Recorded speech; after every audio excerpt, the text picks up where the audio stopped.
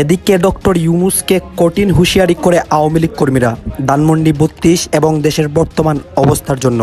অন্যদিকে কপাল খুলে শেখ হাসিনার ও সমন্বয়ক উপদেষ্টাদের কপাল করে কি হবে এখন দেশের পরিস্থিতির হালটা এবার কে ধরবে? এবার ছাত্রলীগের তাণ্ডব শুরু। অবশেষে ধানমন্ডি ৩২ নম্বরে বঙ্গবন্ধুর ভবন ভাঙার প্রতিবাদে ইউনূসের কুশপুত্তলিকা পুড়িয়ে চট্টগ্রামে ছাত্রলীগ নেতা কর্মীদের বিশাল বিক্ষোভ মিছিল। আজকে ৩২-এর বাড়ি যেভাবে জ্বলতে পুড়তে ধ্বংস হতে দেখলাম, তার আগে আমার মৃত্যু হলে অনেক ভালো হতো। আজকের এই ধ্বংস ভবিষ্যৎ ইতিহাসে বাঙালি জাতির জন্য একটা কলঙ্কের হয়ে থাকবে। যার পাকিস্তান ভালো লাগে তার বাংলাদেশে কেন? তুমি পাকিস্তানে যাও, পাকিস্তানে গিয়ে তুমি নাচানাচি করো, বাংলাদেশে কথা বলার তোমার কোনো অধিকার থাকার কথা না। আবারও একই কথা বলতে এসেছি, কারণ এরপর এটা থামিনি, এটা চলছে এবং এই মানসিকতার বিরুদ্ধে দাঁড়ানো ঝুঁকিপূর্ণ। আমার কথা ৩২ নম্বরের বাড়ির একটা ইটের টুকরাও থাকার কথা ছিল না ৫ই আগস্টের পরই। বঙ্গভবনে চুপুর থাকার কথা ছিল না ৫ই আগস্টের পরপরই, এমনকি 5ই আগস্টেই চুপুর বিদায় হওয়া উচিত ছিল। আনতে পারতো না লন্ডনের সাথে এই চুক্তি তারেক রহমানকে নিয়ে আসার জন্য শেখ হাসিনা বারংবার এটা হলো গতকালকের ঘটনায় হাসিনা জিতেছে আর তোমরা পরাজিত হয়েছো। আওয়ামী লীগ জিতেছে, তোমরা যেত না, তাই বলো না কেন ভাই? আপনাকে এই সরকারের উপর খুশি না? খুশি আপনারা না? আওয়ামী লীগের এখন একটা পয়েন্ট থাকবে যে বিশ্বব্যাপী তারা এটা প্রচার করার জন্য স্পেসিফিক এই সরকার মানুষের জানমালের নিরাপত্তা দিতে ব্যর্থ, এটা কিন্তু আওয়ামী লীগ প্রচার করতে পারবে এবং সেখানে আওয়ামী লীগ সফল। এটা মগের মূল্যক নয়, এটা মগের মূল্যক নয় যে যা ইচ্ছা তাই করবেন। ছাত্র জনতাকে ভুলভাল বুঝিয়ে তাদের আবেগকে কাজে লাগিয়ে আপনারা আপনাদের রাজনৈতিক ফায়দা হাসিলের চেষ্টা করছেন। বুলডোজার নিয়ে সচিবালয়ে আসেন, ওই বুলডোজার নিয়ে যমুনায়। এই মুহূর্তে বাংলাদেশ আওয়ামী লীগের উপর যেই বুলডোজার ঝড় চলছে, সেই ঝড়কে পাশ কাটিয়ে নতুন আরেকটা ঝড় তৈরির চেষ্টা করছে সরকার। সরকারের পররাষ্ট্র উপদেষ্টা তিনি আপনার আসসালামু আলাইকুম রহমতুল্লাহ। সবাই কেমন আছেন? আশা করি সবাই অনেক ভালো এবং সুস্থ আছেন। সবাইকে স্বাগতম জানাচ্ছি আমাদের আরেক নতুন ভিডিওতে। প্রতিদিনের মতো আমি আপনার সৈয়দ ফারুক। দর্শক, আজকের ভিডিও টাইটেল এবং থাম্বনেল দেখে ইতিমধ্যে বুঝতে পেরেছেন কি বিষয় নিয়ে কথা বলবো। খুবই গুরুত্বপূর্ণ একটা বিষয় নিয়ে কথা বলার জন্য চলে আসলাম আপনাদের মাঝে। আপনারা জানেন ইতিমধ্যে দেশের যে রাজনীতি বা দেশের যে বর্তমানে চলমান পরিস্থিতি চলতেছে তার ধারাবাহিকতায় আজকের ভিডিওর অংশবিশেষ। আপনারা ইতিমধ্যে ভিডিওর শুরুতে বেশ কিছু অংশবিশেষ দেখেছেন, যে অংশবিশেষগুলো দেখে বুঝতে পেরেছেন আজকের ভিডিওটি কতটুকু গুরুত্বপূর্ণ হতে চলেছে। তাই সবাইকে আমি অনুরোধ করবো, সবাই এক মুহূর্ত না টেনে আজকের ভিডিওটি ধৈর্য সহকারে দেখে আপনার মতামত কমেন্টে জানাবেন। দর্শক, আর বেশি কথা বলাচ্ছি না, আমরা একটা ভিডিও ফুটেজের মাধ্যমে বিস্তারিত দেখে আসবো। তার আপনাকে ছোট্ট একটি অনুরোধ জানিয়ে রাখতে চাই, যারা আমাদের এই চ্যানেলটিতে এখন নতুন আছেন প্লিজ দয়া করে আমাদের চ্যানেল সাবস্ক্রাইব করে আমাদের চ্যানেলে একজন সদস্য হয়ে যান। ধন্যবাদ সবাইকে। আর বেশি কথা বলাচ্ছি না, আমরা একটা ভিডিও ফুটেজের মাধ্যমে একটু বিস্তারিত দেখে আসবো। বাঙালি জাতিকে সম্মানিত করেছে। আজকের এই ধ্বংস ভবিষ্যৎ ইতিহাসে বাঙালি জাতির জন্য একটা কলঙ্কের হয়ে থাকবে। আমি সফল ছাত্র নেতৃবৃন্দকে বলবো, দেশকে ধ্বংসের হাত থেকে রক্ষা করুন। আওয়ামী লীগ করলেই কোনো দোষের নয়, কোনো আওয়ামী লীগের গায়ে হাত দেবেন না। দেশে শান্তি স্থাপন করুন। দেশে শান্তি শৃঙ্খলা আনতে না পারলে তারও পরিণতি এরকম হবে। সেই জন্য আমি সবাইকে ধৈর্য ধরতে বলছি, সবাইকে নিয়ন্ত্রণের মধ্যে থাকতে বলছি। বঙ্গবন্ধু যুগ যুগ জীবিত থাকবেন, তার সম্মান যুগ যুগ থাকবে। যারা এই অপকর্ম করছে তাদের একদিন না একদিন বিচার হবেই হবে। ধন্যবাদ। যন্ত্রের প্রতিবাদে চট্টগ্রামে বিক্ষোভ মিছিল করেছে ছাত্রলীগের নেতাকর্মীরা। এবার ছাত্রলীগের তাণ্ডব শুরু। অবশেষে ধানমন্ডি ৩২ নম্বরে বঙ্গবন্ধুর ভবন ভাঙার প্রতিবাদে ইউনূসের কুশপুত্তলিকা পুড়িয়ে চট্টগ্রামে ছাত্রলীগ নেতা কর্মীদের বিশাল বিক্ষোভ মিছিল। ১৯৭৫ সালের ১৫ই আগস্ট মৃত্যুর দিন পর্যন্ত বঙ্গবন্ধু শেখ মুজিবুর রহমান সপরিবারে এখানেই বসবাস করেছিলেন। এ বাড়ি থেকেই পরিচালিত হয় বাংলাদেশের স্বাধীনতা সংগ্রামের প্রতিটি ধাপ। আজ সেই বাড়িটি এখন ধ্বংসস্তূপে পরিণত হয়েছে। সোমবার ৫ আগস্ট প্রধানমন্ত্রী শেখ হাসিনার পদত্যাগ ও দেশ ছাড়ার পর বিক্ষোভকারীরা ধানমন্ডি ৩২ নম্বরে ওই বাড়িতে অগ্নিসংযোগ ও ভাঙচুর চালায়। ভবনের বাইরে প্রায় সব গ্লাস ভেঙে ফেলা হয়, ধ্বংস করা হয়েছে ভেতরের সবকিছু। এবার বঙ্গবন্ধুর ভবন ভাঙার প্রতিবাদে ইউনূসের কুশপুত্তলিকা পুড়িয়ে বিক্ষোভ মিছিল করে ছাত্রলীগ।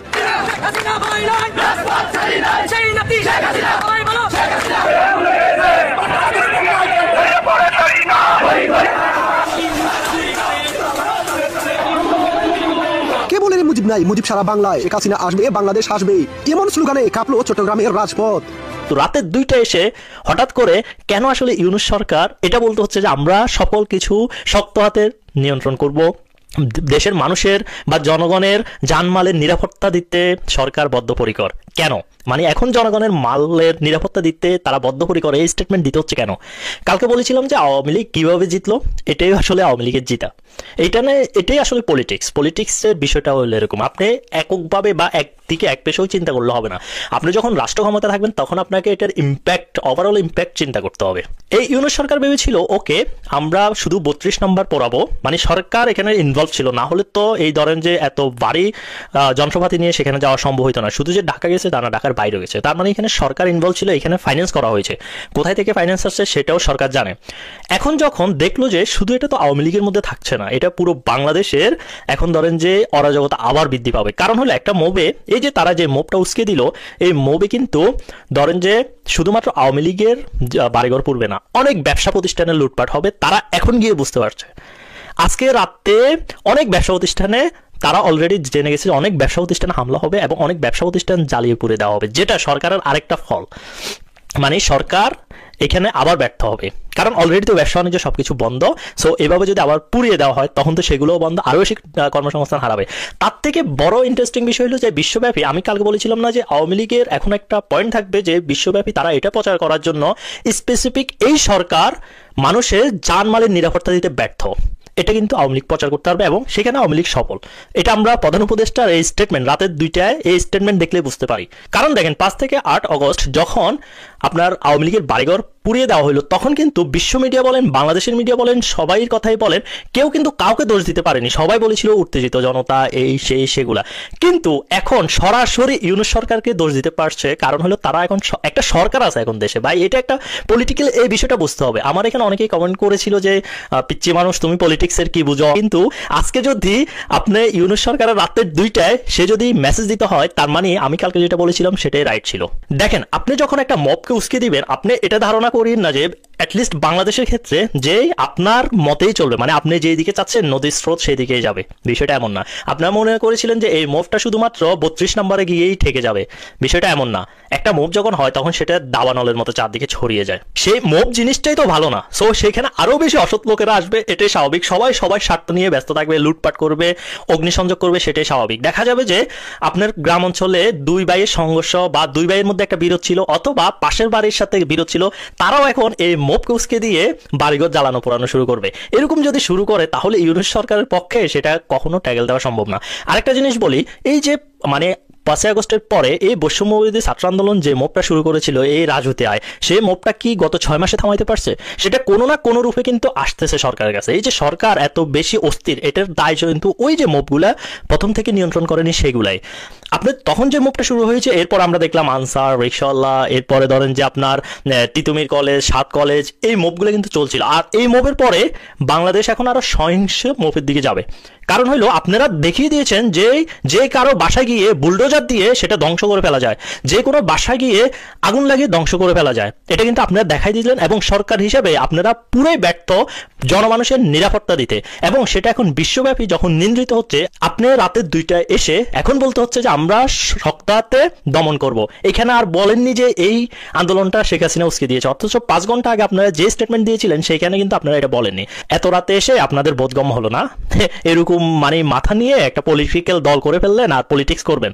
কালকে বলেছিলাম না যে বৈষম্যবিরোধী ছাত্র আন্দোলন যে নতুন রাজনৈতিক দল আনছে সেটার ইমেজ কিভাবে শিবির ধ্বংস করে দিচ্ছে, এটাও দেখতে পাবেন। 32 নম্বরের বাসভবন ভাঙচুরের ঘটনায় এবং তার প্রেক্ষিতে সারা দেশে যে ধরনের ভাঙচুর অগ্নিসংযোগ চলছে, সেই প্রেক্ষিতে রাজনৈতিক দলগুলো মোটামুটি চুপচাপ, তেমন উচ্চবাচ্য কেউ করছেন না। শুধুমাত্র জামাত ইসলাম বলেছে এটি শেখ হাসিনার উস্কানিমূলক বক্তব্যের দায়।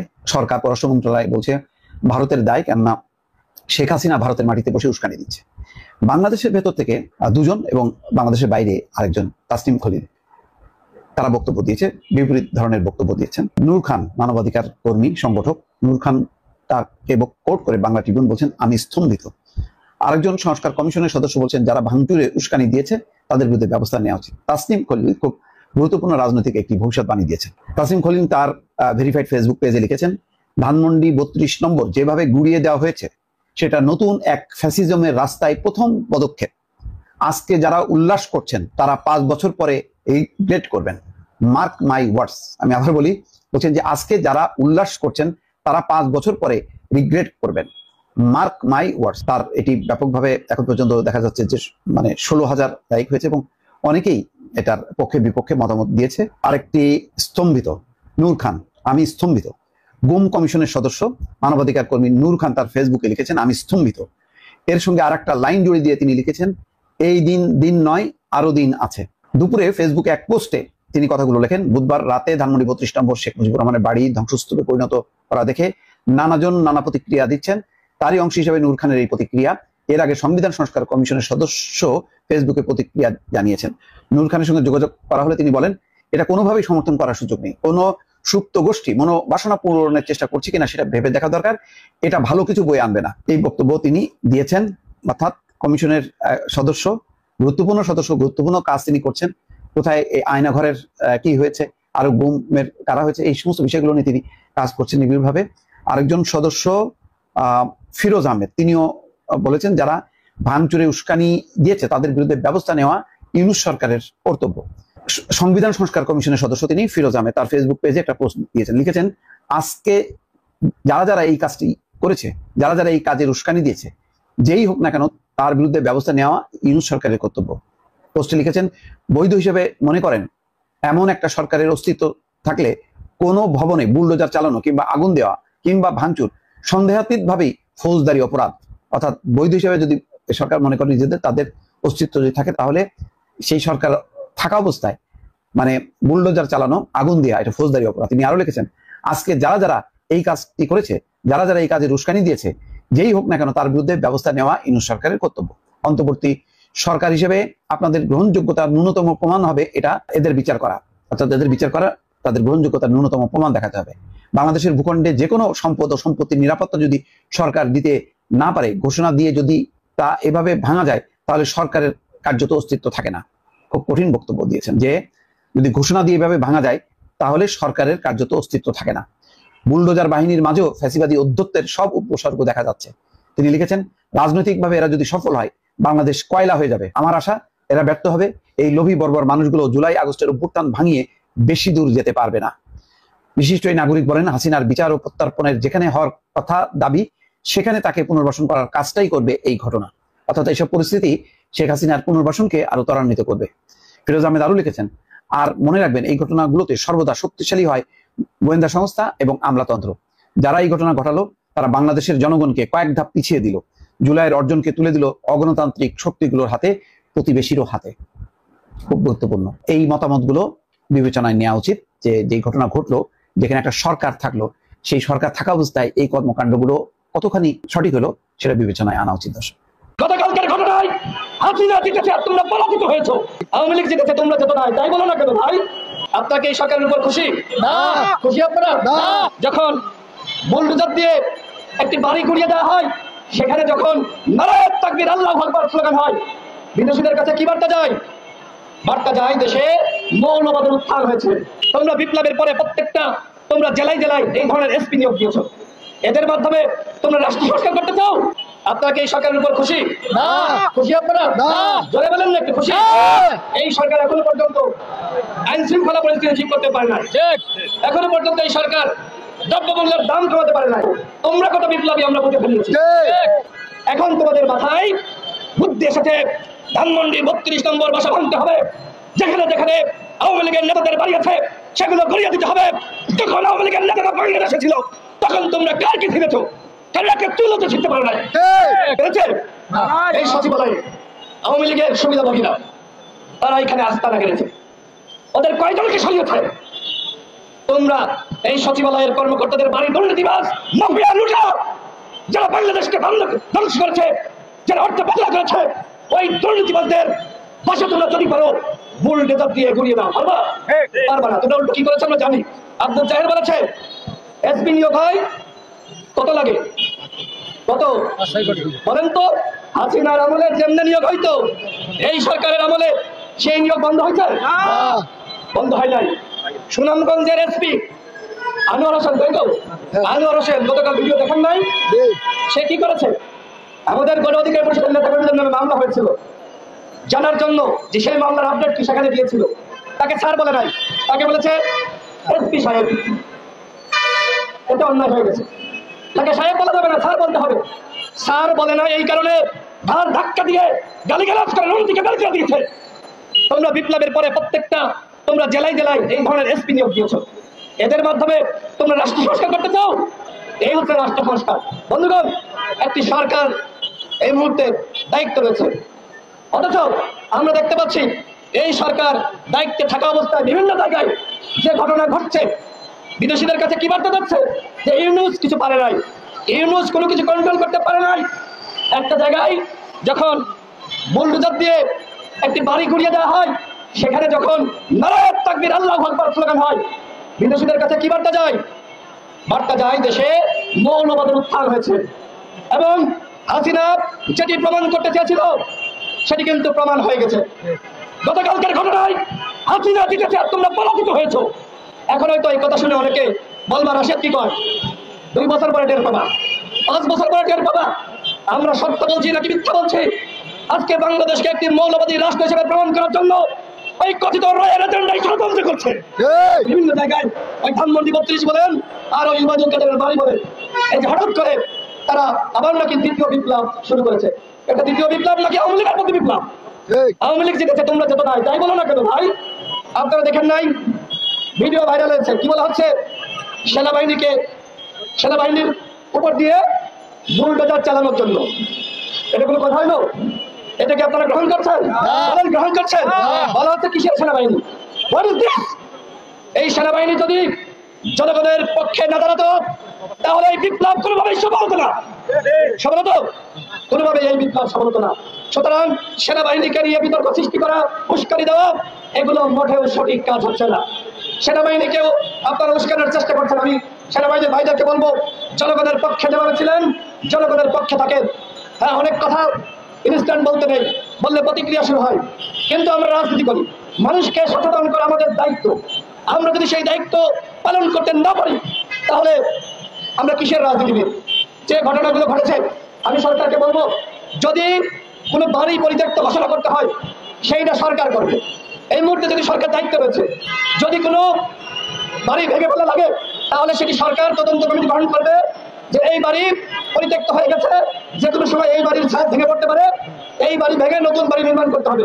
আর সেখানে যদি মসজিদ দেখেন, আরেকটি বিষয় দেখেন যে বলা হচ্ছে সেখানে মসজিদ নির্মাণ করো, কেন বলা হচ্ছে না মন্দির নির্মাণ করো?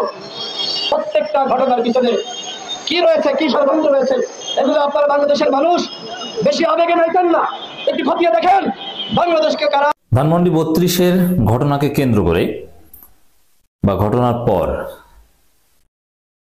কাদের সিদ্দিকী, কথিত বঙ্গবীর কাদের সিদ্দিকী, যিনি এখন ডাকাত দলের প্রধান ছিলেন, যে কাদের সিদ্দিকী ধৃষ্টতাপূর্ণ কথাবার্তা বলছেন। কাদের সিদ্দিকীর বক্তব্যের প্রতিবাদ জানাবো, সরকার ও জনগণের প্রতি কিছু জরুরি আহ্বান জানাবো। দর্শক, কাদের সিদ্দিকী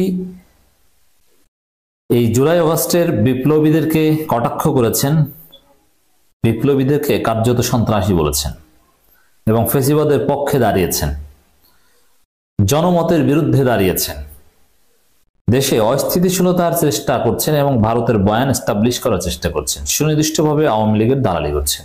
অতএব সরকারের প্রতি দাবি হচ্ছে, ধানমন্ডি 32-কে কেন্দ্র করে যখন জাতীয় ঐক্যবদ্ধ, দল মত ধর্ম বর্ণ নির্বিশেষে যখন সবাই ফেসিবাদের বিরুদ্ধে ঐক্যবদ্ধ, তখন এই কাদের সিদ্দিকীরা দেশবিরোধী ষড়যন্ত্র করছে, মেহের আফরোজ শাওনরা দেশবিরোধী ষড়যন্ত্র করছে। শাওনকে যেহেতু গ্রেপ্তার করা হয়েছে, আমরা সরকারের প্রতি আহ্বান জানাবো কাদের সিদ্দিকীকেও গ্রেপ্তার করা হোক। কাদের সিদ্দিকী উস্কানি দিয়ে বিভিন্নভাবে বিশৃঙ্খলা সৃষ্টির চেষ্টা করছে। যেমন কাদের সিদ্দিকী এই বিপ্লবীদের যে ভাষা সম্বোধন করেছে, আমি আসছি সেদিকে, এতে উত্তেজিত হওয়ার পর আরো কোনো অঘটন ঘটতে পারে। জনগণ এখন উত্তেজিত হয়ে যদি কাদের সিদ্দিকীর বাড়িতে হামলা করে বুলডোজার নিয়ে, আর বাড়ির মধ্যে যদি কেউ থাকে, তখন যদি কোনো হতাহতের ঘটনা ঘটে, তখন এটা খুবই খারাপ। বুলডোজার কর্মসূচি ছিল শান্তিপূর্ণ কর্মসূচি, এখানে কোনো অঘটন ঘটেনি, কোনো মারামারি নিহত আহতের ঘটনা ঘটেনি। কিন্তু কোনো বাড়িতে মানুষ আছে, এমন বাড়িতে যদি বুলডোজার নিয়ে যায় তাহলে তো অঘটন ঘটতে পারে। অতএব কাদের সিদ্দিকীর বক্তব্য উস্কানিমূলক, অঘটনের ইঙ্গিত। জনগণকে বলবো, আপনারা ধৈর্য ধরুন, কাদের সিদ্দিকীর বাড়ির দিকে কেউ বুলডোজার নিয়ে যাবেন না। তবে কাদের সিদ্দিকীর বাড়ির দিকে বুলডোজার নিয়ে জনগণ না যাক, এটা যদি সরকার চায় তাহলে আপনারা কাদের সিদ্দিকীকে গ্রেপ্তার করুন, তাহলে জনগণ শান্ত হবে। নইলে এরকম অনেক অঘটন ঘটতে পারে, সামনে ইন্তেকালের মতো ঘটনা ঘটতে পারে। কারণ জনগণের ক্ষোভ তো থামছে, আপনি কিভাবে থামাবেন? শাওনকে গ্রেপ্তারের মধ্য দিয়ে কিছুটা থেমেছে, আমি বিশ্বাস করি। কাদের সিদ্দিকীকে গ্রেপ্তার করলে জনগণের ক্ষোভ থামবে, বুলডোজার ঘরে ফিরে যাবে, নইলে বুলডোজার আরো বের হতে পারে। যারা ধানমন্ডি 32 পুড়িয়েছে তাদের বিচার করতে হবে। কাদের সিদ্দিকী কত বড় সাহস, বিপ্লবীদের বিচার চায়। 24-এর রাজাকার, 24-এর স্বাধীনতা বিরোধী এই ডাকাত দলের প্রধান কাদের সিদ্দিকী। কাদের সিদ্দিকী সুনির্দিষ্ট অপরাধী 71 সাল থেকে, কারণ 16 ডিসেম্বরের পর তিনি আত্মসমর্পণ করেননি, অস্ত্র জমা দেননি। তার বাহিনীর লোকজনের কাছে অস্ত্র ছিল এবং তারা দীর্ঘদিন ডাকাতি করেছেন সেই অস্ত্র দিয়ে, এবং মানবতা বিরোধী অপরাধে অভিযুক্ত, তার বিরুদ্ধে অভিযোগ রয়েছে। তিনি বেয়নেট দিয়ে খুঁচিয়ে খুঁচিয়ে মানুষকে হত্যা করেছেন, নিজে স্বীকার করেছেন। অতএব কাদের সিদ্দিকী একজন ডাকাত, একজন নরপিচাস। এই জন্যই তিনি এখন দেখেন কত মানুষ হাসিনা হত্যা করেছে, মুজিব হত্যা করেছে, কত মায়ের বুক খালি করেছে, সেটা নিয়ে কাদের সিদ্দিকীর মায়াকান্না দেখলাম না। এমনকি এই জুলাই আগস্টে হাসিনা হাজার হাজার মানুষ হত্যা করেছে, সেটা নিয়েও এতটা মায়াকান্না দেখলাম না যতটা মায়াকান্না দেখাচ্ছে ধানমন্ডি 32-এর কিছু ইট বালু সিমেন্ট পুরানো, সেটা ভেঙেছে। এই জন্য ধানমন্ডি 32 কি ঘটেছে ভাই? কিছু ইট বালু সিমেন্ট ভেঙেছে, এই তো জনগণ একটু মজা করেছে, কোনো মানুষের রক্ত তো এখানে ঝরেনি। অথচ এটাই বিচার চায় কাদের সিদ্দিকী। কত বড় নরপিচাস! একজন মানুষ কতটা খারাপ হলে, কতটা অমানবিক হলে হাজার হাজার মানুষ হত্যার বিচার চায় না, আর দুই একটা ইট বালু সিমেন্টের জন্য কান্না করে, বিচার চায়। কত খারাপ! এই কাদের সিদ্দিকীকে ধরুন, জনগণকে যেন ধরতে না হয়। কৃষক শ্রমিক জনতা লীগের সভাপতি এই কাদের সিদ্দিকীর দালাল তো বিএনপির মধ্যে আছে, যেমন বিএনপির এক নেতা আছে ফজলুর রহমান, এই কাদের সিদ্দিকী দল করত। এরা সবাই রুট আওয়ামী লীগ, রুট ভারত। এদের সবার কাদের সিদ্দিকী বলেছেন যারা ধানমন্ডি 32 পুড়িয়েছে তাদের বিচার করতে হবে। বঙ্গবন্ধুর বাড়িতে কারা আগুন দিয়েছে তদন্ত করে এর বিচার করতে হবে। সঠিক বিচার না করলে এই সরকারও তার জবাবদিহি করতে হবে। বাবারে, সরকারের স্টেটমেন্ট দেখেছেন না? জনগণ ক্ষুব্ধ হয়ে দায়ী শেখ হাসিনা এটা বলেছে। কারা এই ঘটনা ঘটিয়েছে এটা তদন্ত করতে হবে কেন?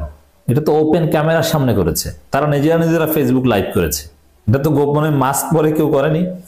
আপনি তদন্তের কথা বলছেন কেন? আপনারা জানেন না কারা করেছে? আমরা সমর্থন করি, ডক্টর ইউনূস সমর্থন করে, উপদেষ্টা আসিফ সমর্থন করে, হাসনাত আব্দুল্লাহ সমর্থন করে। এখন কি বলবেন? বলেন, আপনি একটা মামলা করেন সাহস থাকলে। মানে এখানে তদন্তের প্রশ্ন আসছে কেন? এটা তো ওপেন ক্যামেরার সামনে করা হয়েছে। প্রেস ব্রিফিং করে সব কথা বলে, এবং এই ব্রিফিং বিভিন্ন গণমাধ্যমে ছাপানো হয়। এখন পর্যন্ত তার বক্তব্য ছাপানো হয়, কিন্তু ব্যবস্থা নেওয়া দরকার। কাদের সিদ্দিকী বলেন বঙ্গবন্ধু এই দেশের সম্পদ। না, তিনি এই দেশের সম্পদ নয়। এই শেখ মুজিবের জন্ম না হলে বাংলাদেশ আরো 30 বছর আগে সিঙ্গাপুর হয়ে যেত। এই দেশের সম্মান আমরা সম্মান করি না। 71 রায় কিছু ভূমিকা ছিল, তাও অতিরঞ্জিত বাড়িয়ে বলা হচ্ছে। সরওয়ার্দী, মাওলানা ভাসানী, এদেরকে ধামাচাপা দেওয়া হয়েছে। আর মুজিব ছোটকাল থেকে বাটপাট টাইপের লোক ছিলেন, অসৎ প্রকৃতির লোক ছিলেন, চুরি করতেন, গাঞ্জা খাইতেন, তার প্রতিকৃতি ভাঙার কোনো মানে হয় না। তাহলে জনগণ কেউ বোঝেন, আপনি বোঝেন সব। এটা যদি আন্দোলনের পক্ষের লোকেরা দেখে থাকেন তাহলে তাদেরকে জবাবদিহি করতে হবে। তারাই করেছে, এটা তো ওপেন ক্যামেরায় করেছে। আর যদি কেউ এর ভিতরে ঢুকে আন্দোলনকারীদের বিপদগামী করার জন্য করে থাকে তাহলে বর্তমান সরকারকে এদের খুঁজে বের করে বিচার করতে। এটা হাস্যকর কথা, কারণ কারা ঘটিয়েছে এটা ফেসবুকে ঘোষণা দিয়ে ইনকিলাব মঞ্চ, বৈষম্যবিরোধী ছাত্র আন্দোলন, নাগরিক কমিটি, শিবির, বিএনপি, এরা সবাই মিলে এটা করেছে। ভাই, এটা তো ঘোষণা দিয়ে করেছে। বিএনপি নেতা ইঞ্জিনিয়ার ইশরাক বুলডোজার কই বলেছেন, তো ওপেন বিষয়। এটা তো মানে কেউ ভিতর, এই যে বিএনপির এক এই 111 পন্থী নেতা মেজর হাফিজ বলেছেন যে পার্শ্ববর্তী দেশের ইন্ধন থাকতে পারে। ভাই, এটা তো ওপেন করেছে। এটা কারা করেছে আপনি দেখেছেন না? এখানে ইন্ধনের কি দেখলেন? তো রাতের অন্ধকারের কোনো ঘটনা না, সেনাবাহিনীর সামনে করেছে। তৃণমূল বর্তমান অন্তর্বর্তী সরকারের প্রধান ডক্টর মোহাম্মদ ইউনূস ক্ষমতার লালসা নেই। ওই পাওয়ারে মানে পাম দেন এখন। দুর্নীতি যদি গলা টিপে না ধরতে পারেন তাহলে এখানে দুর্নীতির কথা আসলো কেন? এই সরকার আমলে কোন দুর্নীতি হয় মানে তারা করেন না, তবে হ্যাঁ সামগ্রিকভাবে দুর্নীতি মুক্ত বাংলাদেশ করতে হলে সংস্কার করতে হবে। তিনি আরো বলেন, এই মুহূর্তে বাংলাদেশ আওয়ামী লীগের উপর যেই বুলডুজার ঝড় চলছে, সেই ঝড়কে পাশ কাটিয়ে নতুন আরেকটা ঝড় তৈরির চেষ্টা করছে সরকার।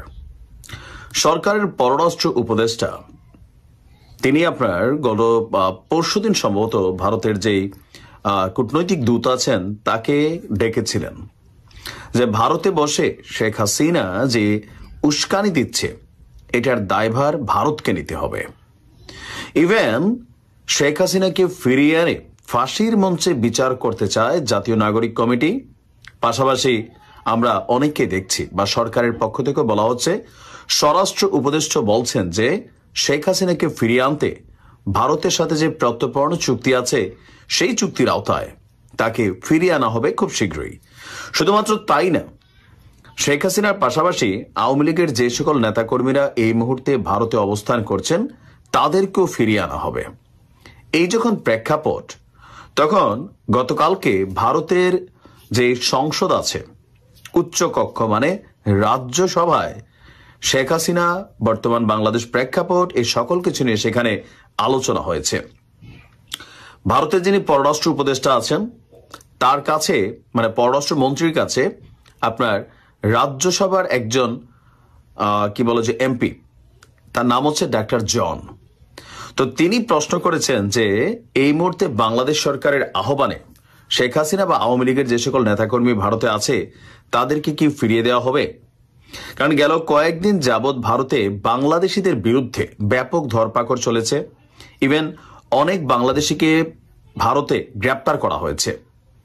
তো এই মুহূর্তে কিছুটা আতঙ্কে ছিল আওয়ামী লীগের অনেক নেতাকর্মী যারা বাংলাদেশ থেকে পালিয়ে ভারতে আশ্রয় নিয়েছে।